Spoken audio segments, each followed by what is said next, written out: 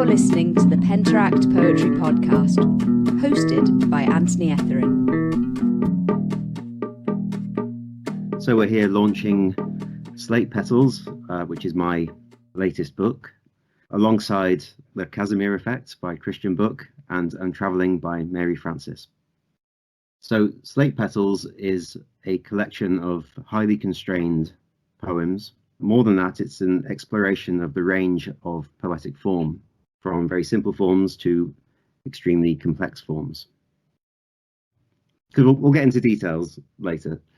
A brief statement, Mary. Okay, thank you. Untravelling is a collection of small imagined landscapes, and they were found in stones, wood, metal, and tarpaulin. And alongside each of them is a text, a 4-line poem, which has been cut up from words and phrases that people have used when I've shown them the images. Thank you. Christian? The Kasmir Effect is a work of visual poetry inspired by a painting entitled Suprematist Composition, White on White, by the Russian painter Kasmir Effect, who produced one of the great limit cases in the history of painting by painting a white square onto a white square. This extraordinary work of austerity has inspired a series of visual poems generated by juxtaposing paint swatches from the British paints section of a hardware store, pairing off colors of white against each other in order to respond to that original painting. The side effect of which is I've generated a series of very short haiku-like poems, and then I have promptly painted variations of Mayevich's painting using, in fact, that palette of colors derived from the poems themselves. And the book documents the production of that artistic project. So all three of these books have a visual aspect and a textual aspect. Mine's mostly textual, but there are some visual poems in there. But it's quite interesting that with both of your books, it's really 50-50 text and images. Mary, if you could describe some more of the process behind the text.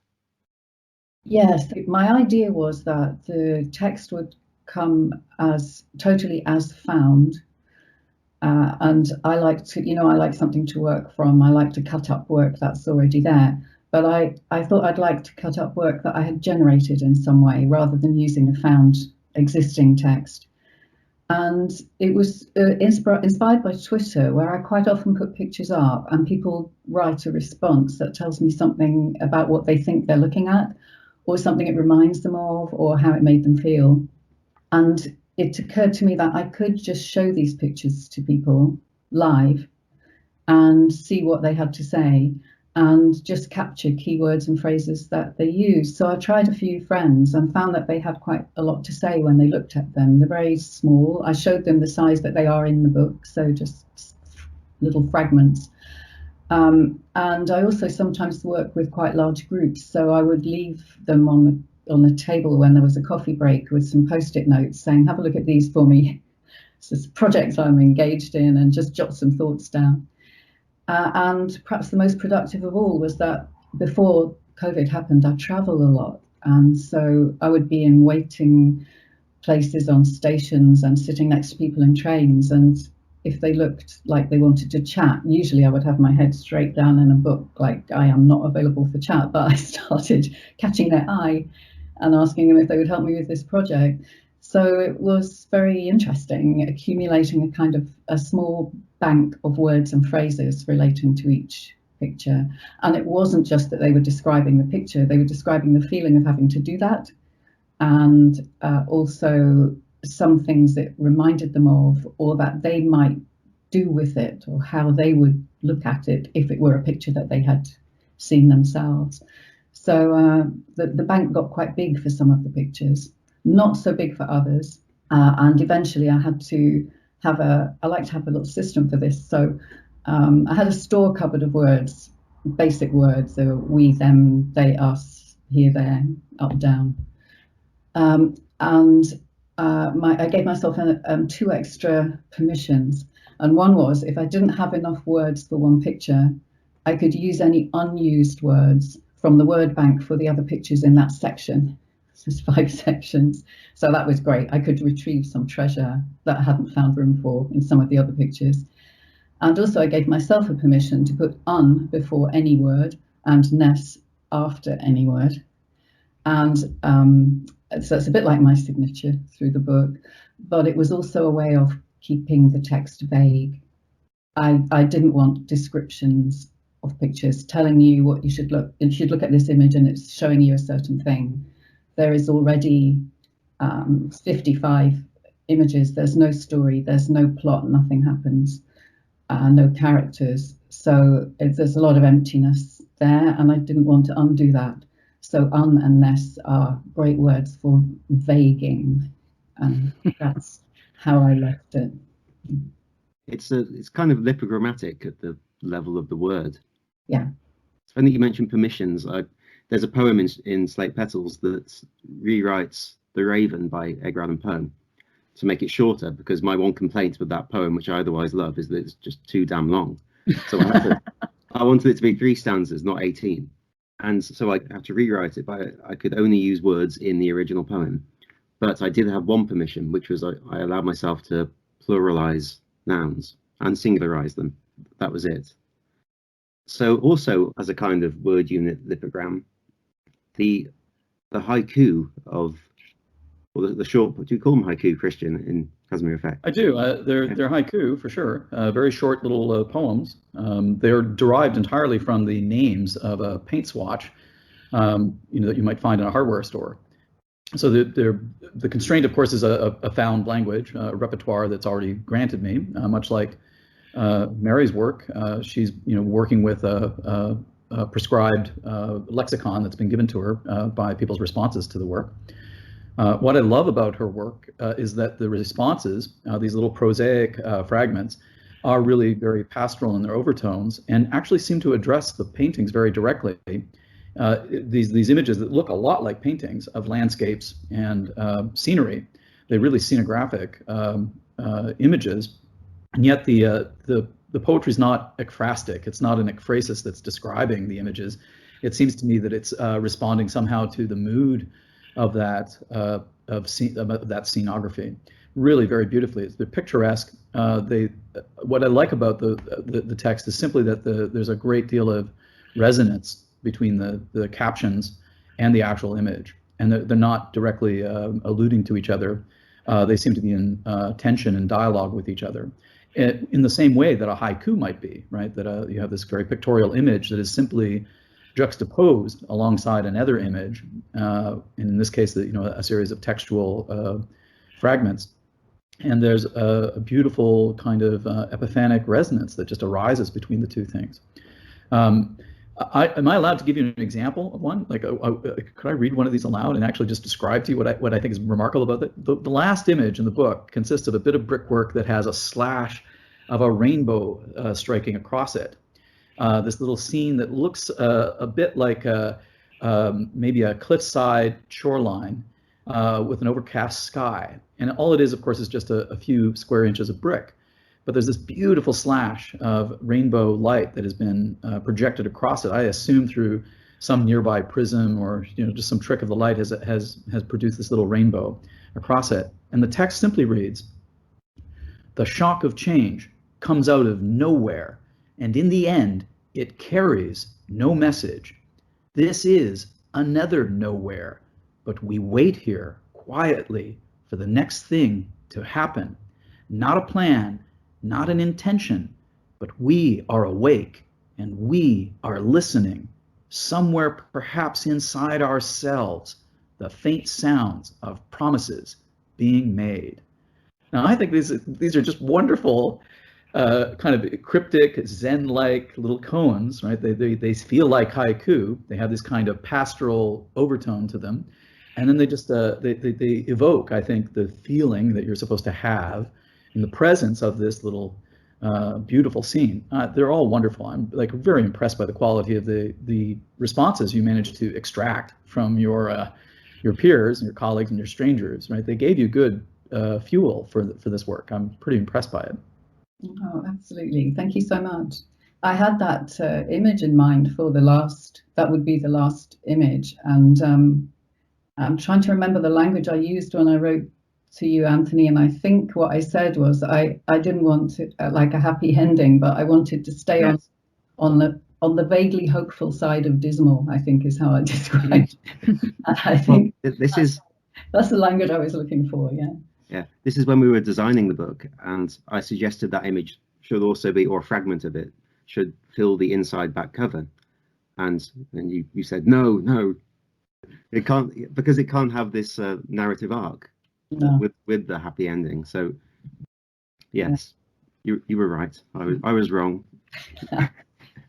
It was a little bit of a window on a door that opened onto a slate floor. So yeah, sunny day where I just caught somehow a little bit of magic. I wanted to ask you a question, Mary, about how you curated the collection.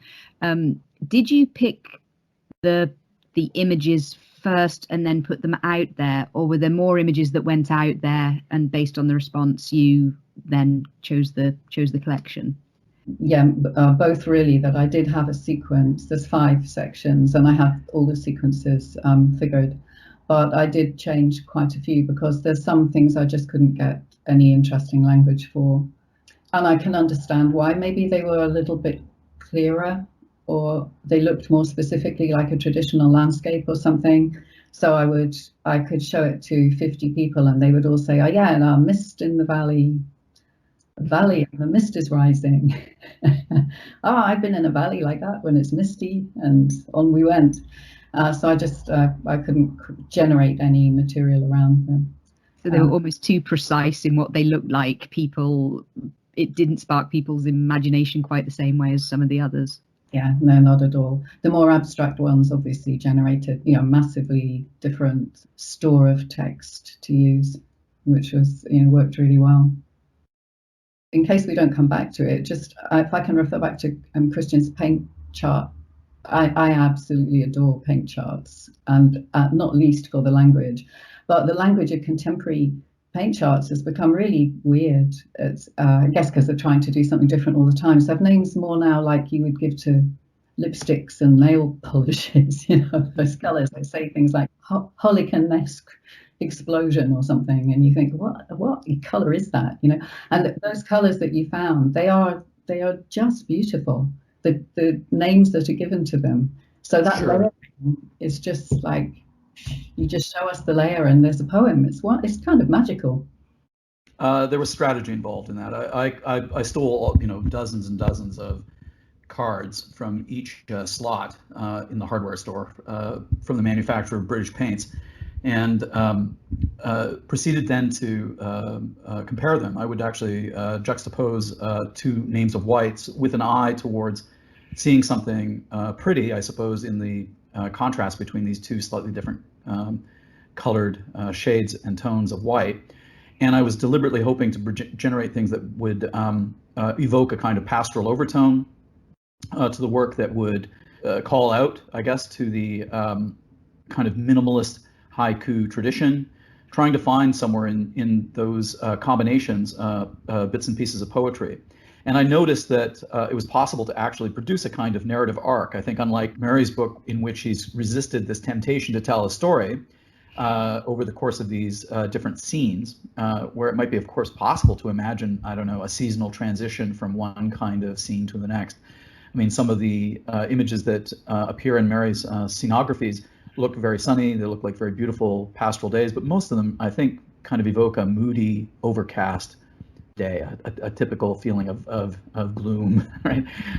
They have a kind of remarkable maritime overtone to them. I think they're very wonderful paintings. They feel strange, right? They feel a bit uncanny.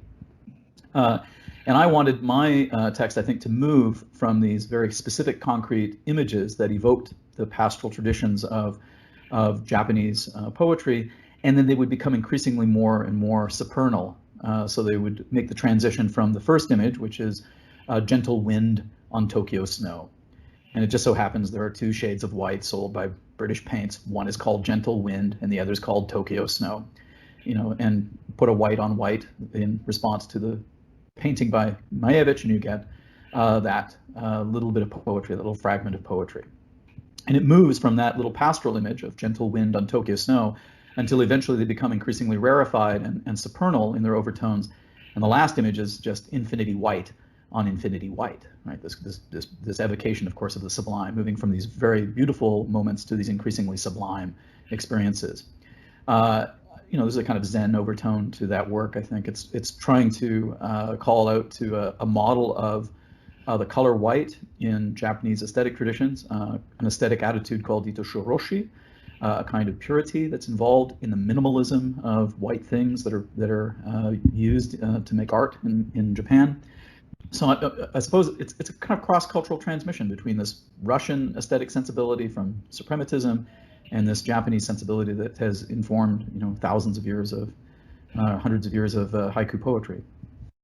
Was it when you saw the names of the paint swatches you got inspired to go with the Japanese theme, or did you already have that in your mind? I think it was derived really from the repertoire. I didn't know what you could do with it. I just wanted to juxtapose paints and see what happens. It was an experiment. Normally, if you're given a fixed repertoire, I don't think you try to jam in a Procrustean way your own sentiment into that language. You have to figure out how to allow those words to speak on their own behalf. So, I've got these beautiful names for whites, and all I'm doing is attempting to use that very fixed palette. It's a lovely transition through. I love it. It's a beautiful little thing. So the feeling I had was like as if I were drifting. I think it's the language partly that did that, and partly the very faint differences between those colours sometimes.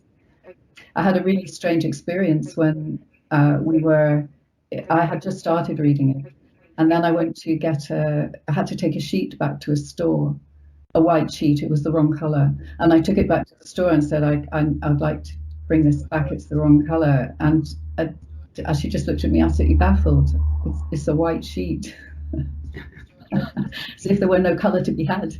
And I'm aware of that in both black and white in the palette. There often seem to be just a standard colour, whereas all other colours are seen in their variations. So yeah, it's a lovely, somehow in what you've done, which appears very simple, has such complexity in it. It's such a delicate thing. I haven't seen it physically, so I've seen it also in that slightly distant, drifty way that when you're scrolling through things. The work is in a small hardbound edition, 6-inch square on very fine paper, true to color. Every one of the images is actually painted from a maquette. I actually took those paint swatches and cut them into squares to the exact reduced dimensions of the original painting by Maevich, and produced these little collages that are derived from the actual paint swatches themselves. And then I actually collected samples of each of those colors, had them mixed at the hardware store, and then promptly painted facsimiles of the original painting using that palette. There are 16 poems in total, so I had to produce 16 different paintings. And these are among the first kinds of paintings I've ever attempted. I now appreciate the difficulty of geometric minimalist abstraction among the colorists of art history. I can see how difficult it must be just to paint a pure, beautiful square of one color flat on another color so that they look like they have no human intrusion. The paintings are painted carefully enough so that they look like they've been manufactured. They don't look like there's any evidence of the human hand at all. There's no evidence of a paint stroke on the canvas. There's no evidence of the nap, anything that looks like a human intervention. And it's very hard. Each one of those paintings I thought would take a relatively simple amount of time to produce, and each of them is weeks worth of effort. It was a very frustrating experience to actually make these otherwise simple looking images. And to make them replicable, of course, there can't be any differences amongst them, no matter how subtle. Any slight offset angle, any slight change in the dimensions of the trapezoid that sits on this rectangle would be noticeable if they were set side by side. So it was a kind of exactitude, present throughout the work, contributing, I hope, to a sense of the elegance of the project. And it's a bit lost, I think. It's hard to see on the paper that these images are actually handmade. They look like they could have just been digitally set, but they're not. They're all really the product of human intervention and deception. It was a good challenge. It was fun to do it. I learned a lot by undertaking that rather rigorous process. And Christian, are you willing to disclose the tools you used in creating them, or is that a secret? Oh, I was going to ask this as well, yeah. but also, what went wrong? What did you learn? What did you have to figure out? And what, if somebody else wants to try some sort of minimalist paintings, what advice is there? I had to apply multiple coats of acrylic paint to knock out the weave of the canvas. So I had to paint the canvas until it was sufficiently coated with paint that you wouldn't have any evidence of the weave beneath it. And that's already a time-consuming process. I have to wait for each coat to dry, albeit I'm using acrylics, but it takes time. And it's many coats of paint that are not just including the gesso that has to be applied to the canvas in order to prepare the cloth.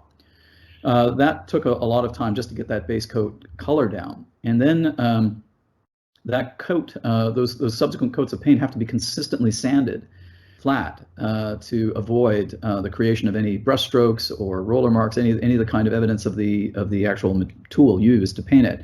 They'd have to be sanded out and sanded smooth, and then reapply a coat of paint on it and do it over and over again, so that there would be no evidence of any marks or divots or dust on the painting. I mean, that really was the hard part, was actually dealing with a wet coat and being worried about something settling on it, like just a single glint of dust on it would ruin it, and you'd have to sand it out again. Then applying the central square that appears tilted on the original painting, superimposed on the square of the canvas, is not a perfect square. It's a slightly offset trapezoid, very subtle, right? It's not a 90-degree angle all the way around, right? One angle is 91 degrees and the other is 89 degrees or something, right? It's got this, this kind of precision that is very difficult to replicate, and to be able to position it precisely the right angles with the same disposition on that canvas, very hard. And then, of course, you have to block it all out so that the lines are straight and that there's no infringement of one color into the other. And it's very difficult to do. I appreciate now just how challenging it is. And then sanding, again, you have to sand those coats. They have to be, treated with exactly the same care as the other color. Occasionally, I would get 2 pots of paint that were ostensibly the same color and would discover that they had been intermixed in just enough difference that it would be detectable when it dried. So I had to always work from a single pot. Couldn't mix and match. I'd have to be sure that when it was finished, it was done. Because of course, these colors are fragile, right? They can, white is really hard to maintain. They're fragile paintings. They can get scuffed, they can get chipped, it's like they're scratched, and all of a sudden they're ruined. You gotta repaint them, right? It's quite a nuisance. They're all done now, though. These were the kinds of just troubles in the course of making them. If you discovered halfway through that the angle was wrong, was actually off, or it was a millimeter displaced, you would see it once it was set against the others in the set in the series. So, there was a lot of frustration. I'd have to start from scratch, throw a canvas out or two, because I had gotten too far or too deep into it and ruined it, had made a mistake. Very hard, frustrating experience. I'm not looking back upon it with much affection. It's amazing, really, that these 2 books are being published at the same time, because there are so many parallels, but in some ways they're opposites. I mean, they both work with word banks. Essentially, the textual element is based on a limited choice of words, but the Kasmir Effect is very regimented and very controlled. And Untravelling, these found photographs are a result of natural chaos. I think these 2 books share a lot in common, that they have a similar kind of aesthetic attitude about in relationship to ekphrasis. Like they're not quite ekphrastic poems in response to the images. They seem to be responding to moods or ambiances that are in the paintings, in these images. I think that there's a kind of a resonant epiphany that arises from the juxtaposition of these two things that are kind of unrelated to each other. So in that respect, they're very much like the Imagist tradition of poetry that is, kind of informed by haiku and a certain kind of pastoral attention to detail. I think they're probably alike insofar as they have a pretty rigorous attention to detail. Right? There's an observational dimension to the work that's really kind of hyper-realist, right? The very, very attuned intimately and delicately to these situational bits of trivia, right? Just really paying close attention to something very small. I think those are features of the work that resonate with me. I think Mary's book is very beautiful. You're all going to have to buy it. Your listeners are going to have to make sure that they get a copy of it, because it just seems to me like an exquisite effort. Really, one of the best things that Penteract Press has done. It's gorgeous. Oh my goodness, thank you. Thank you. Well, I'm very, just listening to you talking, I'm very aware of this similarity and differences. And one of the things that really interests me hearing how you did that work, Christian, is the, I mean, I leave all the debris in my pictures. I like, everything as found, and it's the one thing that I won't do that frustrates people, I think, and it's why they scrape my pictures off Twitter and put them through their filters and pixel out the rubbish and send it back to me. It's very frustrating, I think, for people to see, that this is not tidied up. And so that's where the big difference would be, is that I'm allowing all the rubble in, and you had this incredible, it's like a task of Sisyphus, as you described it, just to create these planes of nothingness but pure color. And it is why they have no texture at all as we look at them. They are like a kind of light, and I've really never seen anything like that before. And most of the work that I've seen, which has involved painting one color on canvas, has been to create a clean surface that then you can do something texturally with. And what you've done is just leave it as a pure light of color. It's most extraordinary to see that. I'd be amazed to see the canvases themselves. I would go to that show. They look good on the wall. They really do look like candy or something. That they don't look real. That's what people would say. They would just come in and they say those things don't look real. And I appreciate the recognition of that there's something luminous immanent within them. That they have a kind of numinous effect.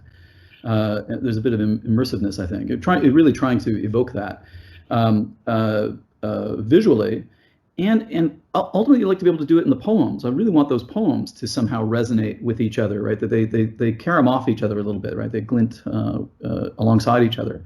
I also appreciated the fact that you recognize that whites aren't a kind of pure color on their own. They're always contaminated by shadow and tone, and the ambient colors that are imbued in the environment around them, and as a consequence, there's this infinite variety of whites that artists can play with, I suppose. I mean, to me, that color is already inexhaustible on its own. It would be, you could make a full career, I'm sure, out of white monochromes, as many artists have.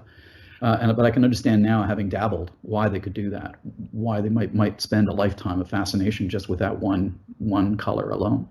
Yeah, and I think that your book, Anthony, actually just connects particularly through that theme of color running through it. There's a surprise. I was really surprised and delighted with Slate Petals, the amount of color that emerges in the book.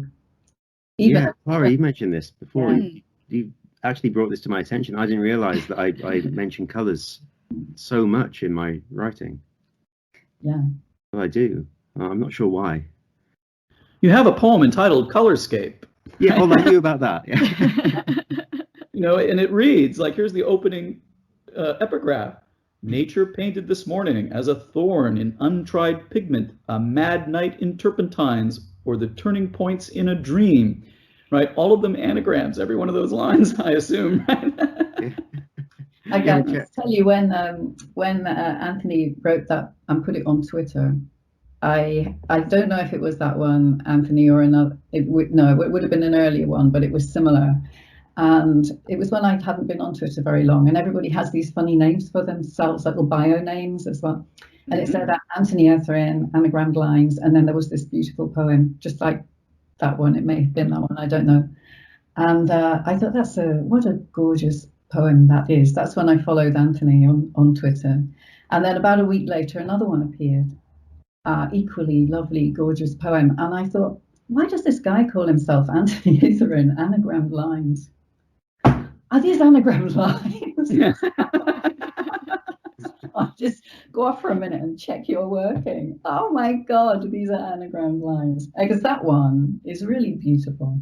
Oh, I know, every line, nature painted this morning, the turning points in a dream. To me, that's an exquisite anagram, right? That's a really good one, right? Yeah. Kind of unbeatably good. And the whole poem, of course, is all about colors, and it mixes two different poems. Anthony, you have to explain how you've reinvented, these forms. You've discovered this way of producing separate poems that on their own conform to some formal constraint, and then can be mixed like jigsaw puzzle pieces, right? That can be interspliced with each other. Really incredible stuff here. Yeah, I'm trying to go with the name Alienscapes. To go with Alien, calling them Alienscapes, which I like because it sounds a bit like Alien Landscape. So these are poems where two poems cross each other in such a way that they share a metrical foot in each line. So in the case of this one, Colorscape, it's a sonnet in iambic monometer, and then going across it there's an ottava rima stanza occupying the middle 8 lines, and that's in pentameter, I think. So one of the metrical feet of each line of that ottava rima also belongs to the sonnet. And I think Christian looks poised to read it. I can read it for you because I've got it here, right? You don't have it open in front of you. The monometer sonnet reads like this, and maybe Anthony can then read the ottava rima that crosses it. The sonnet reads like this: the night was green, it might have been the moss that came across the frame, the old stained glass, I'm told, the grass and dew were blue. And then he has this poem that intersects it, that's an ottava rima that crosses the path of that sonnet. It's utterly amazing. A day that might have been was painted black. A brush erased the moss and amber leaves. Then any light that came was given back, consumed and flung across aborted eaves. As time and space, the frame began to crack. Beneath the new, the old dimension grieves. That day became stained glass and onyx mass. Soon, every truth I'm told will likewise pass. Well, that's a magnificent poem. That's a really great ottava rima, right? Beautiful poem. And, to me, this is uncanny. It's this. I don't think that there are other poets who have done this particular trick in the history of poetry, written two separate kinds of poems that on their own make perfect sense, but then can interlock like little jigsaw puzzle pieces, one with the other. I don't think that there are other poets who have ever done something so wonderful. And you've done it recurrently throughout this book. That's one of the reasons I think you should buy Slate Petals. You get to see this kind of germinating new form of poetry that is a really innovative contribution to poetry. I don't think there's any other poets who have done something akin to this at any other time. That's why I'm envious. I'm like really just chartreuse with envy about this. Wish I had done it. Oh, thank you. It was those poems that made me do this book. In fact, they spurred me on to write this book. That plus the sudden lockdown of March 2020. Writing these poems made me realize I've got to put another book together, and then the lockdown said, okay, here's your chance, get working. I think what I noticed reading the book, reading so many of your poems in one go, is how much they read like a poem. I mean, unless it's a palindrome, where you have all the lovely oddness, which is very attractive in itself. But it's that the poems sound like wonderful poems, and I love that you haven't put on each page what the constraint is. So we just read it as a poem, and they work so well like that. And then there's a little shock sometimes sometimes you can look at it like I do now and think, is that anagram? It often is, but it doesn't feel like it. There's nothing that feels as if it's been stretched or bent to fit. It reads like a very lovely poem. And there's a little page called The Green Children of Woolpit, which I love because it has an eerie quality to it. And so the first one is anagrammed lines, I think. Yes. With glancing at it, but you wouldn't know it because it just reads like a poem.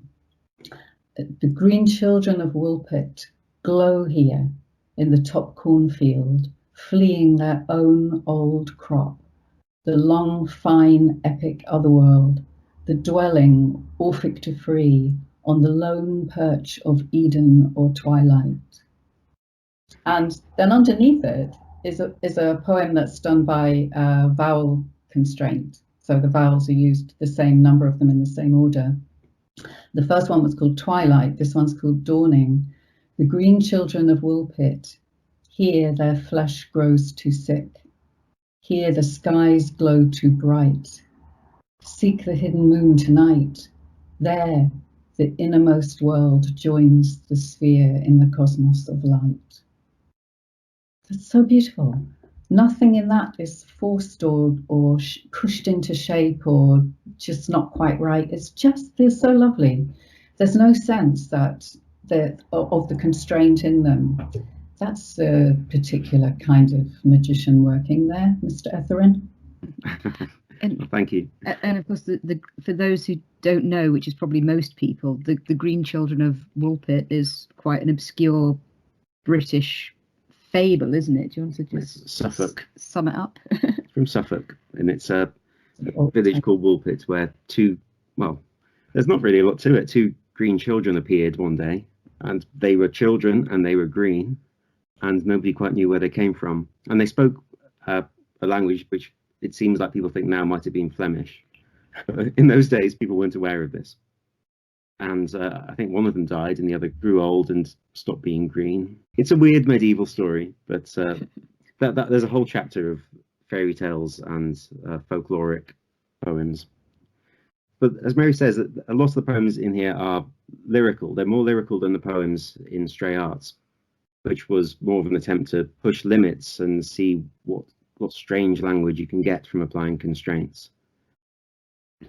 Well, one of the things that people forget when you write a poem according to a constraint is that there's unspoken rules about the outcome, and certainly the lack of laboriousness, the unlaboredness of a poem, is an important feature of a work. We would prefer, of course, that when you see a work written according to some of those rather really rigorous strictures, that they nevertheless feel effortless. You know, we want to see some virtuosity in this stunt. And those examples that Mary has recited are very beautiful, examples of it. It depends, I think, because when you've got so many constraints going on, when you've got constraint upon constraint upon constraint, there's no way it can ever sound natural and lyrical. So in a way, it becomes more then about what interesting little linguistic microstructures appear and pop out, the uncanny bits that we've talked about this before. And then it's not about the whole poem holding together as some lyrical musical piece. It's more about what is there of interest, that what exists in that poem in spite of everything that's going on. Well, the topics that you've chosen here, the fairy tales in the book, I think they lend themselves to the use of the constraint because they become little magical spells. They become cones or riddles. They partake in the wizardry that is being described in the content, right? They begin to partake of some of those little magical attributes of the fable itself. Certainly, I think that's what might have impressed Mary, of course, is that you have the little folkloric story about these malnourished children from a foreign land who show up in a medieval village, green with some malnourishment, and yet that that magical kind of encounter is reflected in the forms that you've used, right? The univocalic translation, the anagrams, all of that stuff seems kind of uncanny, and it's no less uncanny than the content of the work. They're really well suited to the magic and wizardry of the content. That chapter doesn't have any of the really big experiments like palindromic sonnets or that sort of thing. It is just the short poems, and that's the idea behind that is to have that sense of wonderment and also accessibility, and that's what fairy tales and folklore have. They inspire, but they're also really accessible, and so I wanted that to come across in the poems too. Yeah, the accessibility is important there. I think too much avant-garde poetry can be aloof, and a lot of people don't like it, then they think it's elitist. And well, the avant-garde is certainly among my generation suffers from a lethal dose of seriousness. Probably there's a dourness and a certain kind of political militaristic overtone, perhaps, to the declamatory Jeremiads of the avant-garde these days. I mean, they reserve the pleasures of the text for themselves and not for the reader as much as they might otherwise, afford. They celebrate the pleasure of the text, but for me, not for you. I was going to say, all three of these books that we're promoting today, they are playful books. They really look at the pleasure of playing with language above all else. Just a response to your comment of accessibility. I agree. They're accessible reads because they read just like a lovely poem, and no sense that this has been done in any particular way if you don't want to pay attention to that. But you said they're more friendly because they're in familiar tales, but actually you're not telling the familiar tale. You are veering off into a different dimension, so you're enhancing or adding another look, like a retranslation with some surprises might work. When you find a tale from another land that's translated for the first time and you think, well, that's not quite what I thought it was, or ancient versions that have been just changed over time and you suddenly go back to the ancient ones, more that kind of a feeling of, oh yes, that's there too. Yeah, I think so. That constraint is going to affect you in such a way that you can't just retell the story, so it's going to change anyway, so why not lean into that a bit? Yeah. I mean, for example, the first poem in that chapter is about Rapunzel. Yes. And she dies in the tower. Yes. I was thinking of that one. Yeah, Yeah, that's lovely. I love that one. and I know we talked about this a lot, didn't we, especially during the finessing and editing process, like trying to find out the closest to the source and stay as close to and it becomes impossible with some of these really old stories, but well, did this happen in Sleeping Beauty, or was that just the Disney version? Was that in the original fable? And those sort of discussions about trying to go back and decide what language best reflects. Yeah, so they're my own version. Yeah, but that you love those tales is clear, because she doesn't just die in the tower because we kill her off. She's like, whatever story of Rapunzel you read, a lot died in that tower, and so there's your own kind of dwelling in those stories becomes apparent in the way you make the changes. Yeah, I think so. I was just going to go back to the thing that Christian was talking about, saying about the avant-garde of his generation being sort of quite wanting to keep everything close to their chest, and I'd say that that's something very much the opposite of what the three of you both do. You're all very generous with your output, your social media accounts. You share a lot of your work. You share a lot of what interests you as well. And I just think that's a really lovely thing. I don't know whether anyone wanted a comment about that, because I know that's sort of how we came across you, Mary, and you likewise with Anthony. And I don't know whether anyone had any comments on the importance of it. I find it really strange that so many poets will not post any of their work online unless they've got it into a journal. I don't know. People would like to get paid, right? Well, yeah, okay. I mean, I have spent some time on a poem, like maybe a year or something, on a really good poem, and I wonder, well, should I just post this for free, or should I actually submit it to Poetry Magazine in the hope that I might make a few $100s, right? After a year's worth of effort. Part of me feels obliged, certainly for a big poem, something powerful. It's got a lot of energy in it. I might want to reserve it as part of an armamentarium for later use, right? But okay, what about this? What about this then? You could post a poem on Twitter that could do really well, get lots of likes and retweets, and then that could end up getting you another couple of hundred followers, and then a certain percentage of those followers will buy your books.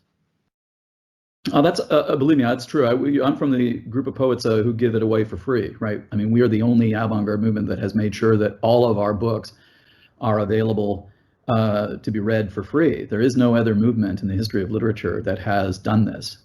And yet, of course, we're vilified for doing it.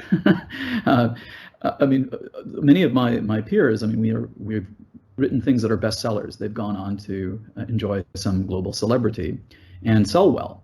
But they're also given away for free. You can easily find them for free. So I'm not objecting to that. It's just that I understand that a work, you might want the work to be reserved for its proper context. You might want it to appear in a high-powered journal or a beautiful magazine. I don't know. You may want to see it set, in a Fabergé egg first, right?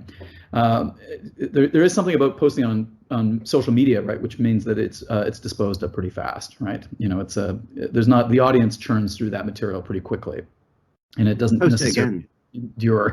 You can post it again, of course you can. Okay. But there are occasions when I'm thinking, well, if I post this online, then I won't be able to submit it to Poetry Magazine, and maybe I should take the risk of a rejection from Poetry Magazine first. They hardly accept anything I might submit, but it takes so long. I know everybody takes so long. It's true. You have to wait 6 months, right, for an editor to respond, and maybe that's good enough reason to actually get it out into the world quickly. But I can see why poets are hesitant to participate in that milieu, because the effort, the labor has been high. Probably the cost of production has been high, and you're hoping that you can actually extract value from it, probably in some way, that is immediately sensible, immediately meaningful. I don't know. My gang, we just give it away for free, right? If all else fails, just give it away. Yeah, Mary, what do you think? Let people have it. But that's for me. But I appreciate the reasons why people may not. There is something about waiting for a moment when you have a collection and it appears as a surprise and a complete in some way, like social media is fragments, bits and pieces. That suits me a lot. Just I've said to you before, there's something on a lamppost is fine for me. But I can see why people do it, and I think also, I think I've said before, it's you get responses, and that it's hard making art and writing poetry. So you're putting pieces of yourself out into the world, and sometimes the responses can be quite devastating, really. So there's a protection against having to deal with that. If you go through a process of submission or publication, then there's various people are giving it a nod of approval on the way. So by the time it goes out, you would have that feeling of, some significant people have liked it a little bit more. You will feel more sanctioned. And, yeah. And perhaps less subject to ridicule, right? I mean, if I post something on Twitter, I can expect some negative responses pretty quickly. The haters come out in force. It's very demoralizing, right? The behavior of people online. So maybe people want to insulate themselves from such risk, of censure. It's very difficult, of course, to put up with the negative feedback. However, the reason that we give it away for free, I think, is in part because we hope that it will be recycled. You want it to be generative, right? You hope that it will inspire other people to make something, that they will run away and join the circus with you. Yeah. Certainly, reading an anagram by Anthony Etherin, I bet, has probably made a lot of people curious about trying to do it themselves, right? They experiment on their own in response to some of those, bits of wizardry, right? I mean, when you see the magic trick, you might want to learn how to do it, right? Certainly, that was what it was like for me when I was a young kid, watching, close-up magicians, doing card tricks at a dinner table. You'd be impressed by that and would like to learn how to do it, right? I think there's something to be said for giving it away, if only because the acts of generosity are always, as my friend Derek Beaulieu would say, generosity is always sustainable. Yeah. you would say that it's self-sustaining. You're helping others and providing permissions for others to be brave and to make something of it, right? What you're doing as an artist is providing materials for other people to make use of, right? Either via inspiration or perhaps even as material, right? Well, I think you're helping yourself too. I genuinely think it's a good move. It's how you build an audience. People aren't going to be interested in buying your books if they don't know anything about your writing. Why would they? Why should they? Sure, and the readership of magazines is low. I mean, they perhaps have a larger audience on social media. I think that social media tells you the exact size of your audience, right? And if I look at my current number of followers, it's about 11,000. That's probably my audience. Maybe 10% of those people are actually engaged. So it could be the audience is not much bigger than a high school, scattered around the world, right? I think gives you a very good calibration of your audience, the size of the audience. It's a cast of tens, right? Not a cast of thousands. Right? I'd be curious to know how many people, let's say for the bigger journals, how many people are reading those on a regular basis? How many people actually are going there and reading everything that's posted in Poetry Magazine, for example? I don't know. I don't know what the readership is. I haven't assessed it. I've had work appear in a magazine that has millions of readers, but it hadn't a very profound impact upon my sales. I mean, it wasn't unnoticeable, completely unnoticeable. Even though it was in a venue that was enviable, right, would have a readership in the millions. I've had a couple of occasions where a poem has appeared in a major journal or a major American magazine, but its impact is low. Well, you have one in poetry, don't you? I have, yes, Poetry Magazine has published a poem in the past. I commissioned, was asked to submit. But the impact it has on the size of your readership, I think, is perhaps negligible. At least that's my experience. That the audience is built slowly and gradually over a long time. That it's not an immediate audience.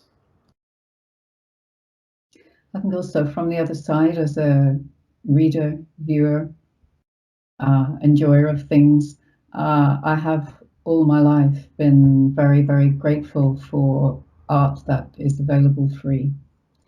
And it may not always seem like it to a lot of people, but I think that subscribing to journals, buying books, admission to art exhibitions is absolutely phenomenally expensive. To me, it still seems, I am quite shocked that art exhibitions cost £20 to enter in our big, very often publicly funded institutions. That's a lot of money, and particularly a lot of money if you want to take children who, have a half price to. I'm astonished that you go to these places and you don't have a ticket that gives you access to all rooms, but that you have to pay for each exhibition that you go to. Your ticket price goes up if you want to visit them all. It's just all out of bounds to so many people. So I'm quite passionate about, if you have things that you've made, give them away, because this is not just tossing it into the void. This is the main body of people who cannot afford to, buy smart books and go to big exhibitions. And the more you can see for free, the more that just enriches us all, makes our culture, our society, the world that we live in, a richer place. So yeah, and I think obviously it's a real shame, like if you're in that situation of being an artist and you have the choice between buying some new art supplies or going to an exhibit you'd really like to see, you're probably going to choose the art supplies every time, because that, whilst the exhibit might inspire you, the supplies allow you to create. It is hard, isn't it? One of the very happy things of the locked down year and a half is the amount of material that has been given to us at last from the archives of the theatres and the opera houses, and walk through exhibitions. Although when you don't have 3 dimensions, I find it hard to look at artwork online. But nevertheless, this sudden generosity of like, we had all this stuff in our vault. We're never going to see it until we had a pandemic. Like, well, okay, there has to be a silver lining to this wretched time. But that was always there. And why wasn't that available for free before? And suddenly it was. Now it's stopped because the places are open again and people are going back. So there are no more freebies. Back in the Mary, I wanted to ask you a question. This has brought it back round to the idea that I had. Obviously, you submitted Untravelling to us around about 12 months ago, give or take, which would have been in the early days of the first lockdown. But obviously, you must have created most of the work, if not all of it, pre-corona. Yeah. Do you feel that your relationship to the book or how people relate to the book has changed since the lockdown and the experiences of confinement and literally being unable to travel has changed as a result of the pandemic or not? You're right. I had made most of it. I've got a feeling, Anthony, when we had a conversation about sea pictures. I think you asked me what am I currently working on, and I think I said then October 2019. So the pictures by then were all in sequence, and I had done quite a lot of work on the poems. But there was something interesting happened as I was completing the writing, which would have been through those early months of COVID. I toned it down a bit. I thought this is really depressing. This is a dark thing, and suddenly the times changed, and I felt a bit differently about that. I think I just it shifted a little bit, became a little bit more hopeful, I think. I changed it. And it was because of my own inability to stay with making it more difficult or alarming. I mean, it's interesting. I thought I asked Robert Friedekanter to read it, the editor of Iceflow Press, and he described it as beautiful and frightening. He saw that feeling of Anthropocene through it, I think, and I did too, and I realised now I don't want to exaggerate that, which I would have done. I think I would have done more with that, but I didn't because the time felt right to me. I had to fit the time I was living in, so it wasn't so much a decision as discovering myself doing that. I think maybe the page that Christian liked at the end would have appeared about that time, I think, just to create some kind of sense of hopefulness through this otherwise strange journey. But each of those landscapes, those scenographies, look slightly alien. I mean, they seem to evoke like a magical landscape. They seem preternatural, right? They don't seem like they're illuminated by earthly light at all. And yet I think you feel a kind of nostalgia or something. Like you look at the image and you think, I've probably been in such a place, stood on that scenic ocean front, or just before the storm. I've certainly stood on a prairie and seen that distant grassland under a cloudy sky. Like you feel that there's something imminent within the work that is recognizable. Like they feel familiar, certainly to a Canadian, and in our own rather barren and harsh landscapes in the north. It feels very strange and familiar at the same time. There's either each of them are uncanny. There's a kind of uncanniness, of course, because you've discovered them, right? You've found these little scenes. They're reminiscent of Roger Caillois' collection of rocks, in which he had split stones in which there were these beautiful landscapes seen.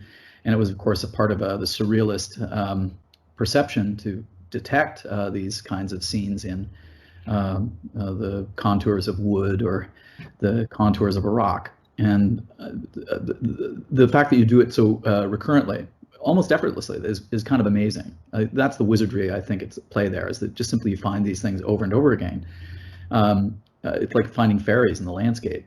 How did you manage to do that? Like to me, it's how did you, when walking by that bit of brickwork that you've probably walked by every day, suddenly notice, oh, that looks like a botanical scene, from a Japanese garden, right? Or that looks like a windswept landscape on a moor, right? Like how did you end up detecting or finding those little moments? I mean, are you going across a piece of brickwork with a magnifying glass, with an eye towards, or do these just spring out, or do these eye-catching moments that leap from the scene at you? Yeah, more of that, I think. I just more eye-catching. I walk a lot, and I walk alone a lot, so I am quite wide-eyed when I'm out walking. I just see these things, I'm not a photographer, so I barely slow down. I mean, a lot of what I bring back is just blur, because I don't set anything up or arrange anything. My camera's on fixed settings, so I just point, click, and done. If I think it's absolutely astonishing thing that I might never see the like of again, I click twice just to make sure the chances are they won't both be blurry. So, but that gives a vagueness to them too, which is quite useful. My amateurness as a photographer is useful in terms of what I'm doing, which is it's something which is there and not quite there, and a sharper lens. I think even the lens I have in my camera at the moment has a bit more microscopic potential, but you're going to lose one thing or the other. I am hoping that you're seeing two things at once, which is definitely a landscape, some kind of little portal to something, but we always know that it isn't. You can see that it's stone. You can see. Sure, you can see that it's stone, but some of them really do look like paintings. I mean, they're reminiscent of watercolor images. They look like ink drawings. They have a painterly dimension to them, and it's all the more amazing that they're impromptu experiences. That your photography is not really relatively stagey. No. And practiced, it's an impromptu observation. But to be able to do it over and over again with a certain kind of habitual magnificence is really impressive. My favorite ones are always the things that really feel like wizardry, really look like they might have been painted, but in fact are not. They are just simply the light striking a bit of mossy brick the right way, and the mood lighting is great. All of a sudden it looks like a barren desert on the moon, right? Looks like an alien landscape. Very strange. And haven't you in the past said, Mary, as well, you'll revisit the same spots and you'll get something different? Like if it's been raining, you'll get something completely different to a sunny day. So you have like familiar haunts that will give you something different every time. Yeah, absolutely. It just happened the other day.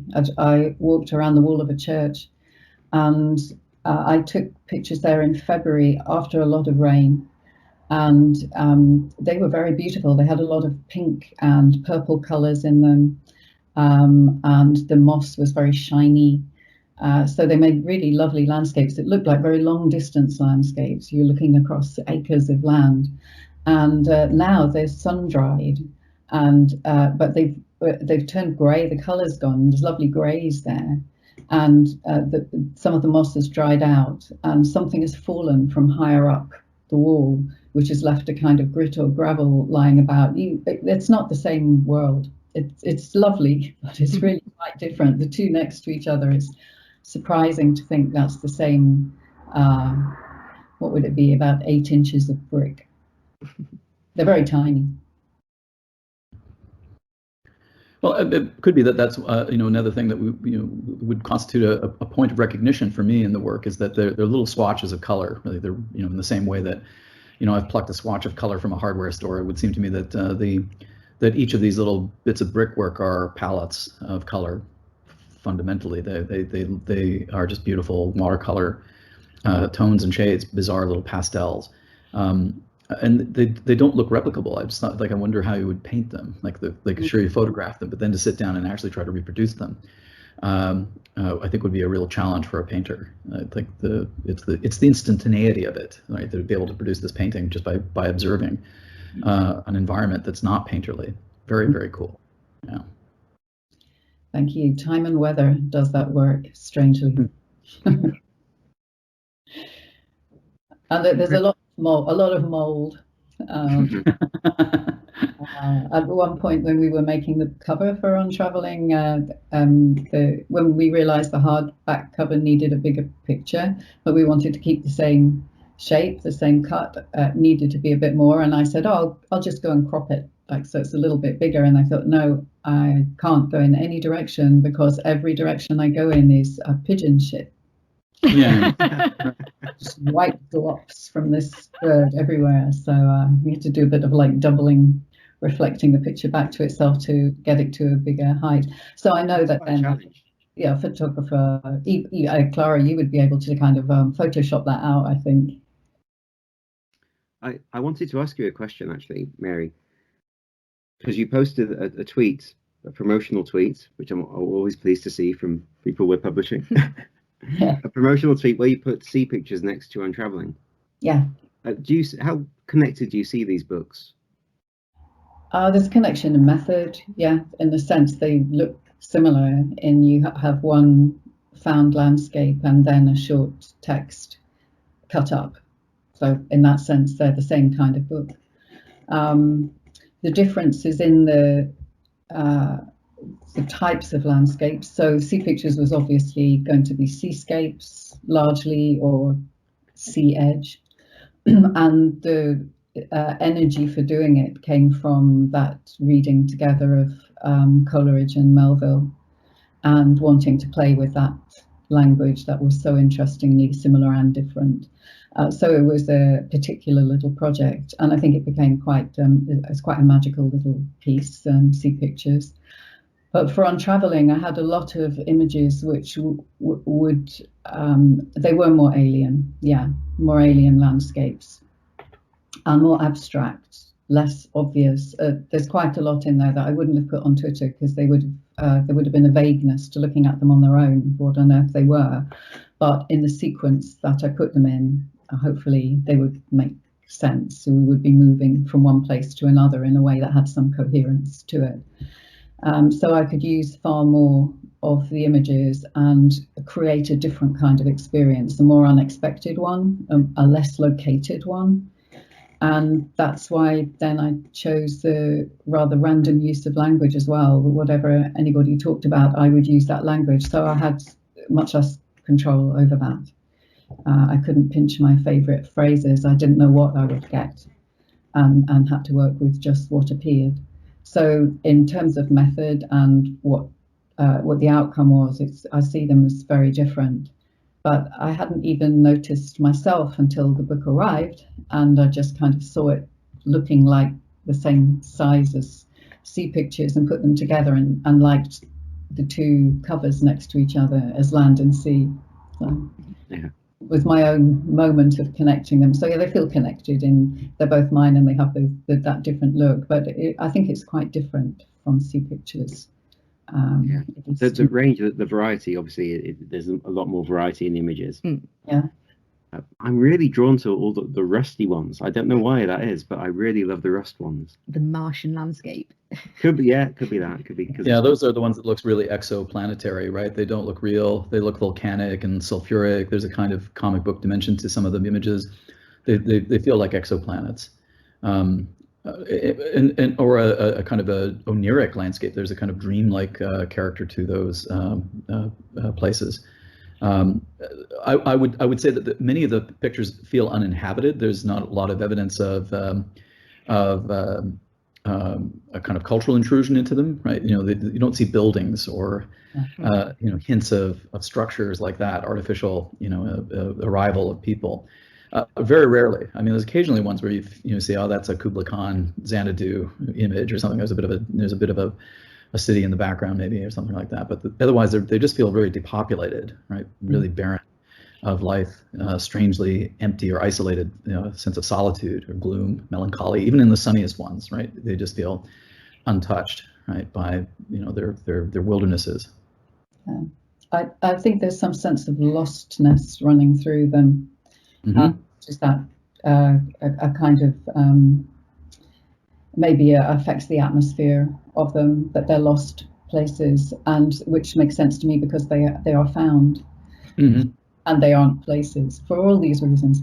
But the very rusty ones are in the center section of the book, the burning. So to that extent, I didn't want it to be just like a plod through endless landscapes. So there's 5 different sections, and they have a different spirit to them of like taking off, moving through. Something is happening. We have no idea what. We're maybe moving away from it, and then we're on our way out. That's about as far as I'd go in kind of a plot of the thing. But the rusty ones have fierce kind of alien look to them.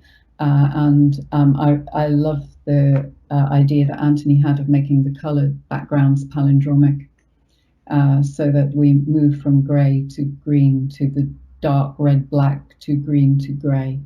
And so it's that kind predictable idea from me, isn't it? Also a perfect one. So they help that sense of movement, I think. There's a really interesting one in that section which particularly that comes from wood and absolutely looks like an explosion. And I still don't quite know now how that happened. I know that some metal had, it was wood that was at the end of a quayside, and it had some metal that had kind of fallen into it, or metal bolts that had been in it. So that had affected the colour of it. And it was after rain, which had brought out the colours of the wood, but the sun was shining very sharp on it. It was a very bright day. So that was, I look at it now and think, what on earth was that picture and how did I find it? It's a really curious one. Yeah, there's some amazing pieces in there. And it's a bit like we were saying about constraint-based writing. Do you want the poems that read like they're not constrained, or do you want to enjoy the fact they are, and so you can see the strangeness? And some of the images are like that to me. That I don't know whether I prefer the ones where it really just it looks like a painting of a real place, or when you think this isn't a landscape, but you can see one, you can find it in there. Yeah, they are places, and they don't exist also. Mm-hmm. Can we ask you to read one of them? Could you read one of your favorite ones? There's one I know Anthony likes. I think because of the last line. This is a stone. Caught in the aftermath of something we do not recognize, everything stands still.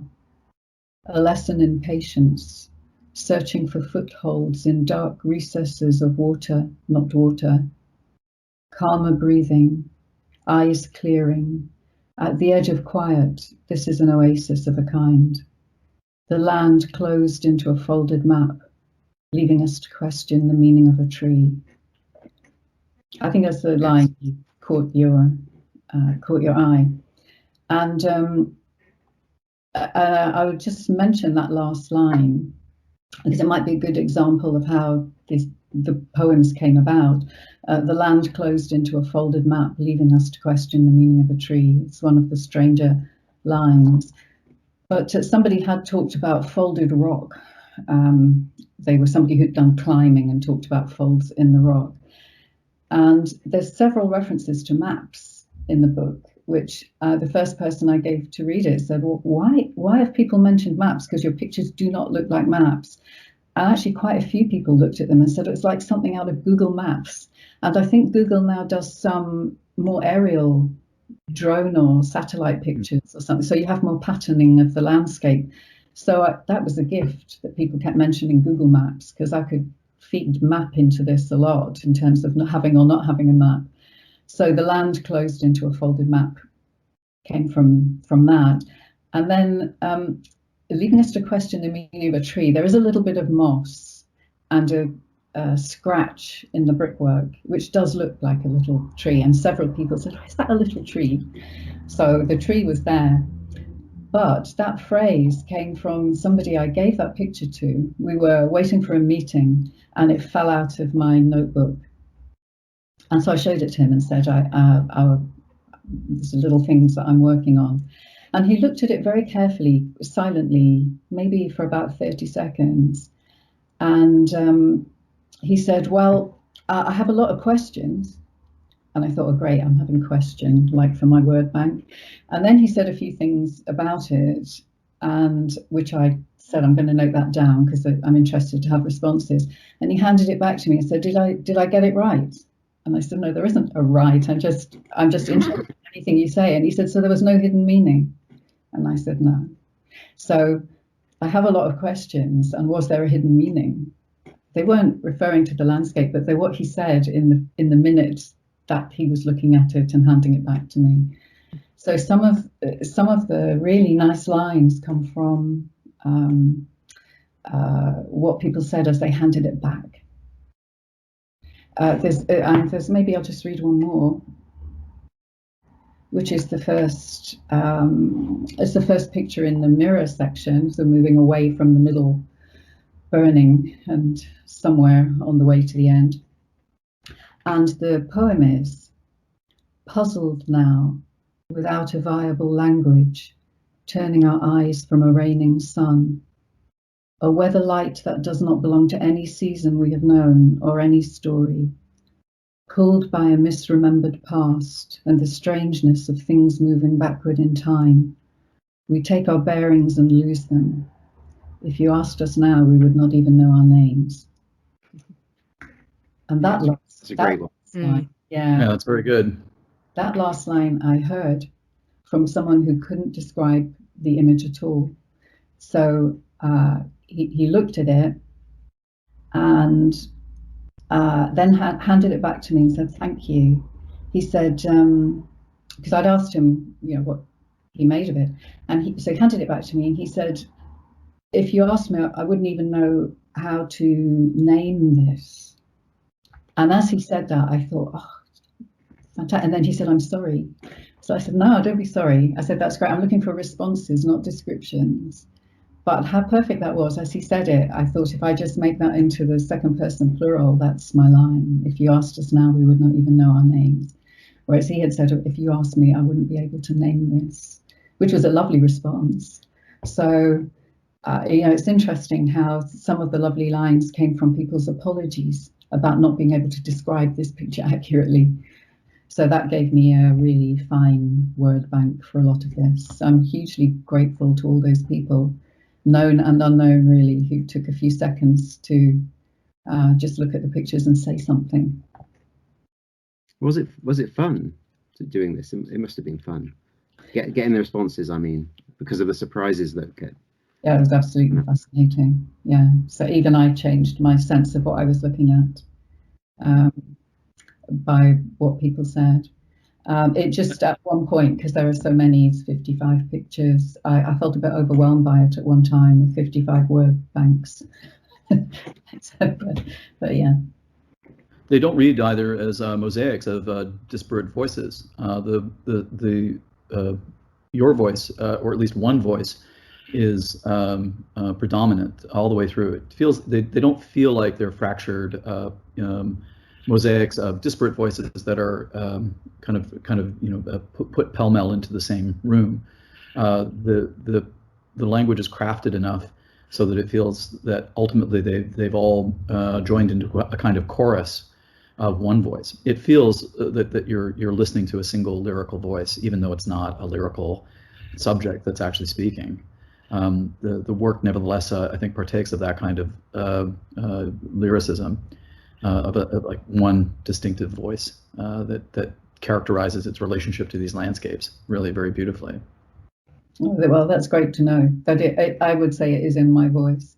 In a way, See Pictures wasn't really, because I was using words and phrases of well-known works, and also I wanted to, it was a kind of homage to their work and their voice. I wanted to make it sound like their voice, but I do feel that this is in my voice.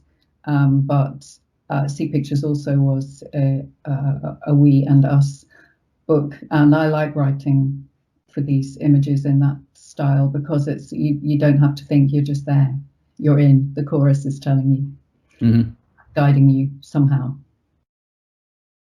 Okay, so one more thing, maybe a superficial thing, but one thing that all three books have in common is that they're all available in hardback. Slate Petals, if you've seen Stray Arts, you know what you're getting with Slate Petals. It's the same, but it's black. And silver. And silver, yeah. Untravelling is available in a full colour hardback. Now, the Kasmir Effect is available only in hardback, and it's quite special. Anybody who might have had a look at the website and seen the prices going for might have some questions. So, Christian, do you think you could describe the edition? Well, it's produced by the printer Halston & Co. from Buckinghamshire, and I understand that they do the printing for the Queen. So it's a pretty good printer that we've called upon to make the object.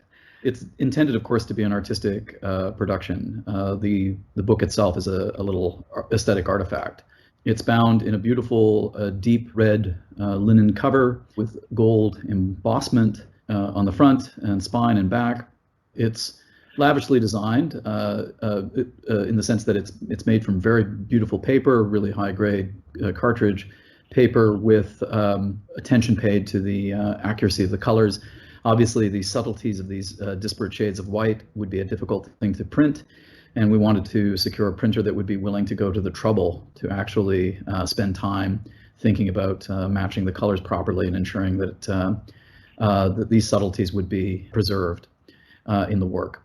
It comes with a beautiful satin bookmark built into it. I think it's worth the price as an object. It's a luxurious thing to own. Okay, so unless either of you have anything else to say about, well, I was going to suggest that you might want to read another poem. That would be fun. A couple of examples of your own work. Why don't you read the Rapunzel one, the quarantine poem? Okay, yeah, because we do mention it. So yeah, the tower. Her eyes were red, her flesh and hair were thin, the air was thick with dread.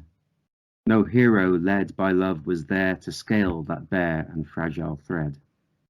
For better truths our stories lied, a broken flower, the sickly youth, Rapunzel died inside that tower. And on that note, Clara, do you want to read something? Well, I was thinking I might quite like to read that one. Yeah, so this is Beauty and the Beast as a double tautogram, but every word begins with the letters B, E. Mm. So this is Begin Being. Bestowing beautiful belongings, bedclothes, begonias, beads, bejeweled bearskins. Belle's beastly benefactor behaves benevolently, beside begging betrothment. Belle begins besieged, becomes bemused.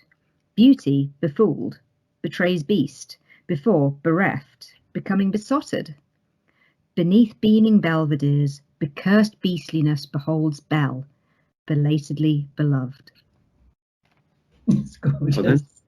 So that was a fun thing too, coming up with the constraints for them. So obviously Beauty and the Beast, it's got to be that constraint. Yeah. It's amazing work.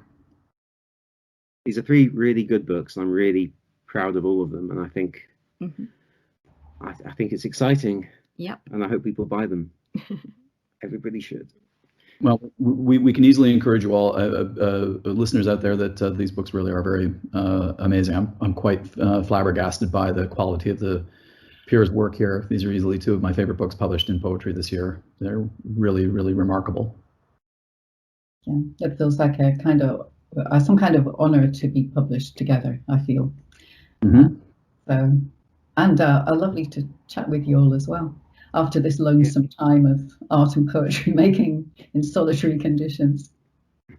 Well, the last time you were on the podcast was just before, wasn't it? Or was it just after lockdown? I can't remember. It was around the time, though. Yeah, just before. I think we knew something was coming at that time. We hadn't actually been locked in. Well, yeah, great to have you both on this, and I'm really looking forward to these books going out into the world. And yeah, Clara, anything to add? No, I think it's amazing that these 3 works, especially when we're all talking together, you sort of see the similarities between them, despite them all being 3 very different books. It's been great to hear you all talk and question each other. So it's been a pleasure to be involved. Thank you. Excellent. Thanks a lot for your kindness and graciousness. It's been so much fun to be able to work with the press as usual. It's an immense privilege. Thanks a lot. Thank you.